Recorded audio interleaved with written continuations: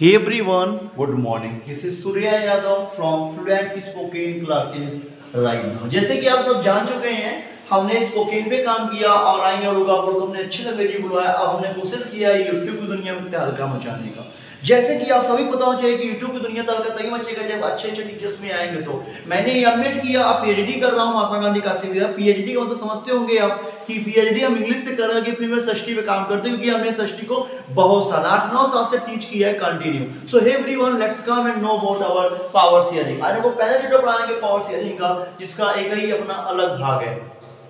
Power sharing तभी किया जा सकता है जब पावर को अच्छे शेयर किया जाएगा तब। सबसे पहले आप जानेंगे पावर शेयरिंग कैसे अलग अलग भागों से अंडरस्टैंड किया जाएगा और कैसे पावर होता क्या है। आज इंडिया में देखेंगे प्रधानमंत्री से लेके मुख्यमंत्री से लेके विधायक, सांसद तथा बीडीसी, ब्लॉक प्रमुख तथा ग्राम पंचायत तक लोग कैसे बनते हैं। क्या पावर शेयर किया जाता है? अगर पावर शेयर किया जाता है, क्यों किया जाता है, वो लेवल आया क्यों, वो समय पलटा क्यों कि डेमोक्रेसी में हमने एंट्री किया।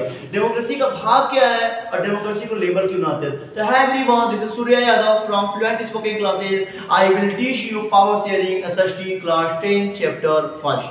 हमने तो बोला है 30 दिन के अंदर पूरा षष्ठी कंप्लीट करेंगे, पूरा षष्ठी 30 दिन के अंदर। It can be done whenever we can try.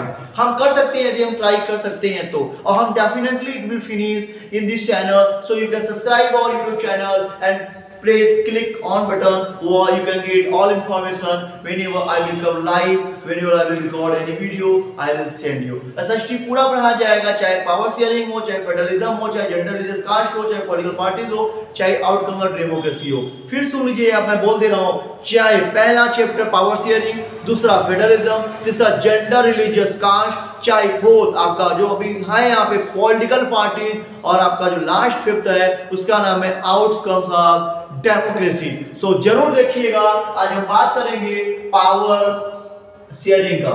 जैसे कि आप जानते हैं पावर शेयर किया जाता है, पहले हमारे यहाँ भारत में सबसे पहले क्या होता है, सांसद आता है। संसद को लोग इंग्लिश में बोलते हैं पार्लियामेंट। क्या बोलते हैं? पार्लियामेंट बोलते हैं। संसद लोग होते हैं पार्लियामेंट। पार्लियामेंट को रीड करेंगे, रीड में तीन भाग आता है। पहला आता है प्रेसिडेंट, मैं हिंदी लेता हूं, प्रेसिडेंट को हिंदी बोलते हैं राष्ट्रपति। क्या बोलते हैं? राष्ट्रपति। फिर आता है एमसी। एमसी मतलब होता है मेंबर ऑफ काउंसिल, जिसको हम हिंदी बोलते हो राज्यसभा। क्या बोलते हो भैया आप? राज्यसभा। फिर आपको पास आता है एमपी, मेंबर ऑफ पार्लियामेंट, उसको हम हिंदी बोलते हो लोकसभा। क्या बोलते हो आप? लोकसभा। यानी समझ गए होगे, प्रेसिडेंट, एमसी और एमपी। आपको एक अजब लग रहा होगा गजब कहानी के साथ कि ऐसे भाषा पढ़ाए जाते हैं हमारे यहाँ। तो पहले भारत की पावर देख लिया, पावर बढ़ गया। यहाँ पे मेन सर्वे सर्वा कौन होता है? प्रेसिडेंट होता है। फिर सुन लीजिए, आर्टिकल 52 से लेकर 61 तक मेन सर्वे सर्वा को होता है वो तो कौन होता है? प्रेसिडेंट। 54 में क्या होता है? इसका चुनाव होता है। 61 में क्या होता है? इसको महावीर से हटा दिया जाता है। एमसी क्या होता है? राज्यसभा, जिसके मेंबर बहुत महंगे होते हैं, 6 साल के लिए होते हैं, इसको कभी भी निरस्त नहीं किया जा सकता है। लोकसभा इसको कभी भी निरस्त किया जा सकता है, कभी भी डिस्पोज किया जा सकता है राष्ट्रपति के द्वारा, और इसका मेन मालिक कौन होता है? सदन, इसको बोलते हैं हिंदी में पीएम। पीएम आर्टिकल 75 में आता है, इसको नोट कर लीजिएगा, बहुत ही इंपॉर्टेंट है। उसके बाद इसके बाद गठन होता है तीनों मिला के एक सेंटर। इन तीनों को प्रेसिडेंट, एमसी और एमपी से मिलकर सेंटर बनता है। सेंटर का एक मालिक होता है, उसको बोलते हैं पीएमओ। कौन बोलते हैं? पीएमओ। पीएमओ का मालिक आप अच्छे जानते हैं पीएम होता है। इन तीनों से मिलकर एक पार्ट बनता है उसका लेजिस्लेचर, एग्जीक्यूटिव और जुडिशरी। तीनों अलग अलग होते हैं, कभी एक नहीं हो सकते। सेंटर में तीनों आएंगे, ये तीनों अलग अलग। लेजिस्लेचर क्या करता है? विधि का काम करता है, विधि बनता है, विधि का नियम कानून बनता है। एग्जीक्यूटिव में काम होता है क्या रोड बना, क्या रेलवे बना, कैसे क्या बना, किस लिए बना। लास्ट आता है जुडिशरी। यहाँ पे क्या होता है? न्यायालय। जैसे आपके यहाँ हाई कोर्ट है, लोअर कोर्ट है, सुप्रीम कोर्ट है, ये सब कौन से कोर्ट है? जैसे जुडिशरी कोर्ट है। यहाँ पे कभी भी सेंट्रल गवर्नमेंट यानी एग्जीक्यूटिव इंटरप्ट नहीं कर सकती है। जुडिशरी इसको बुला सकती है, लेकिन ये कभी जुडिशरी नहीं बुला सकता। ये पावर होता है। चल, थैंक यू सो मच। आपको समझ में आ चुका होगा। अब इन तीनों से क्या होता है? मान लो ये जो कानून बनाता है, सिर्फ क्या बनाता है? Law making. क्या बनाता है भैया? Law making. और ये क्या करता है? वर्क करता है। वो क्या करता है? वर्क करता है। और ये क्या करता है? जस्टिस करता है। क्या करता है?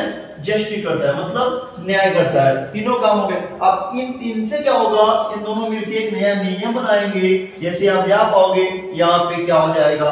आपके ग्राम लेवल का चुनाव, आपके पंचायत लेवल चुनाव, आपके ब्लॉक लेवल चुनाव, आपके तहसील लेवल के चुनाव तथा आपके ग्राम से वार्ड लेवल के चुनाव, ये सब करवाता है कौन? Legislature executive. मेन कौन सा? एग्जीक्यूटिव है। अगर इसमें कोई भी फॉल्ट आता है उसका लीड है कौन लेता है?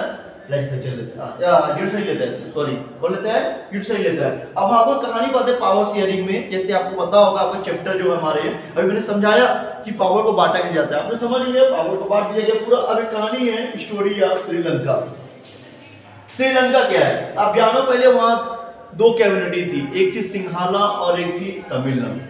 हमारे तमिलनाडु से सटा हुआ तमिल श्रीलंका, तमिल वाले वहां जाके वो लोग क्या करते? तमिल बोलते थे और लोग सिंहाला बोलते थे। अच्छा, संख्या बहुत थी सिंहाला 74 से 74% और एक कितना था 80, संख्या कम थी। तो यहाँ की जो गवर्नमेंट थी ना पूरा फेवर किसे करती? सिंहाला की, ना कि तमिल का। और तमिल का फेवर ना होने की वजह से जो सिंहाला थे तमिल थे वो बहुत दुखी हुआ करते थे और सिंहाला खुश होते थे। एक दिन सरकार ने नियम के सारे नियम कानून और समझबूती के साथ सिंहाला दे दिया गया और तमिल कुछ नहीं मिला, जिससे वहां पे गृह युद्ध शुरू हो गया और अंत में श्रीलंका क्या हो गया?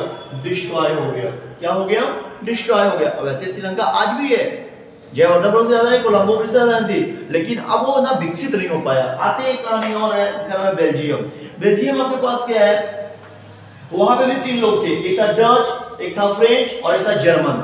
डच कितने बोलते थे? 59, फ्रेंच 40% और 1% जर्मन बोलते थे।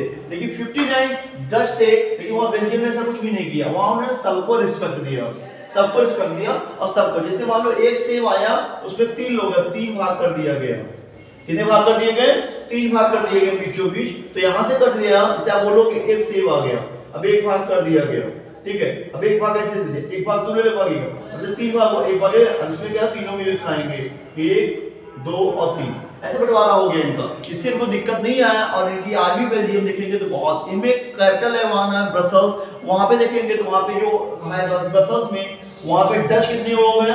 वहां में से बात जो फ्रेंच है वो 80% बोलते हैं और जो डच है वो कितना बोलते हैं? 80% 20% बोलते हैं। आप देखोगे भाषा बहुत मैटर करता है लाइफ में, भाषा का प्रयोग क्या है। तो फिर भी यहाँ पे भी लड़ाई ने बेल्जियम ने इसको सॉल्व कर दिया और इसको भी खत्म कर दिया। आज भी बेल्जियम आजाद है और श्रीलंका कमजोर है। यदि आप अपने देश के नागरिक हो, आप हमेशा समानता और इक्वलिटी की बात करो, ना कि किसी के ज्यादा लेने किसी के ज्यादा कम करने की। और किसी के ज्यादा लोगे तो आपको दिक्कत होगा और वो आपके खिलाफ न्याय करेगा और आप परेशान हो जाओगे। इसलिए thank you so much for watching our video. If you want to interested to know about all chapters of federalism या पावर शेयरिंग, अभी पावर शेयरिंग और पढ़ाना है, federalism, power sharing, gender religious caste and political parties at last outcome of democracy. So subscribe our channel.